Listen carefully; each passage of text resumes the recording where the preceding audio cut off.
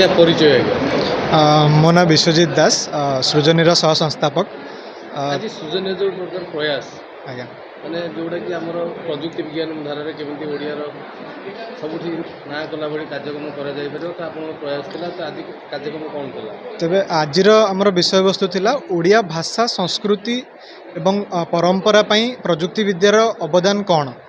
तो सृजनी से ही भावधारार एक अंश कहले अत्युक्ति हेब नाही। सृजनी एक प्लाटफर्म एक ब्लॉगिंग प्लाटफर्म जहाँ माध्यम ओडिया भाषा को आमे सुदूर प्रसार प्रसार करने ପାଇଁ चेष्टा करुछु।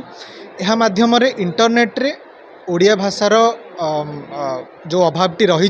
ताकू पूर्ति करा जाय परिबो। तेणु आमे एही कार्यशाला माध्यम युवपीढ़ी बा जो लेखक लेखिका माने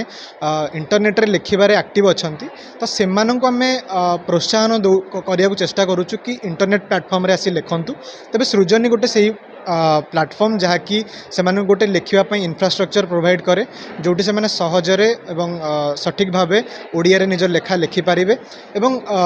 इंटरनेट रे आमर प्लेटफॉर्म रे बहुत सारा फीचर्स अच्छी जोड़ा कि लेखा को आहरी सहज करें जहाँकि जमती आप कहींपारे स्पीच टू टेक्स्ट आपड़ कहले लेखाटी ऑटोमेटिक लिखि हो जोटा कि प्रथम थर करी सृजनी प्लेटफॉर्म आम इंट्रोड्यूस करूँ। सेमती टेक्स्ट टू स्पीच लेखाटी को आप शुणी पारे प्लेटफॉर्म रे एआई जनरेटेड वॉइस माध्यम सेपरी आम स्पेल चेकर इंट्रोड्यूस करूँ जहाँ माध्यम आप निज लेखार जदि किसी व्याकरणगत त्रुटि रोचे से आप जानीपारे ये प्लेटफॉर्म माध्यम तो ये गोटे कॉरिडोर आम क्रिएट करने चाहूँ जो थे कि लेखक पाठक गोटे समूह भाव योगदान दे पारिबे एवं गोटे भाषा संस्कृति एवं आमर जो हजि जाउथबा ऐतिह्य को लेकिन गोटे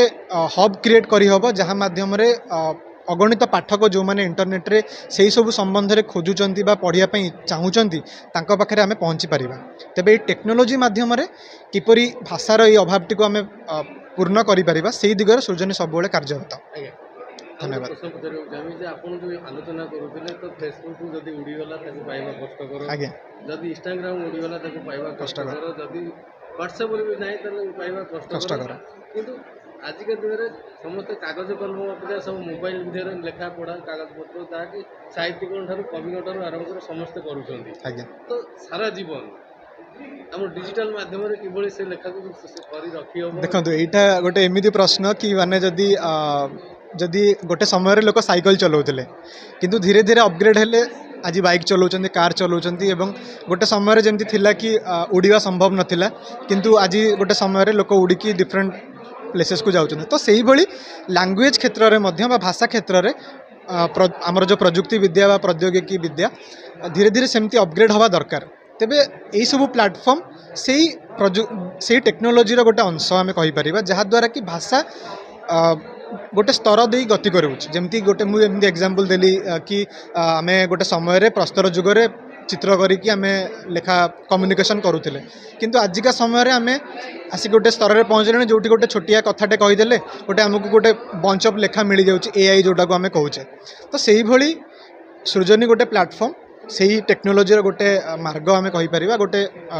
दिग कहीपर जहाँ मध्य भाषा को आम टेक्निकली स्ट्रॉन्ग करुचे। धन्यवाद।